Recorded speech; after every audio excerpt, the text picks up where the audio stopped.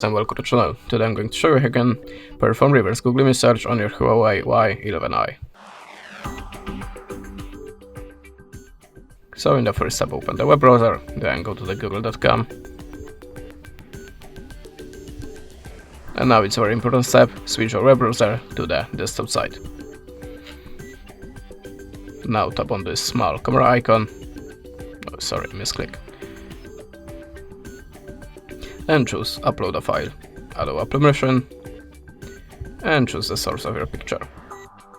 Now select the picture that you want to search in the Google, and 100% should start automatically. I don't know why it's not, but this is the way how you can perform reverse Google image search. And that's it. Thanks for watching, leave us a subscribe, a comment, and goodbye.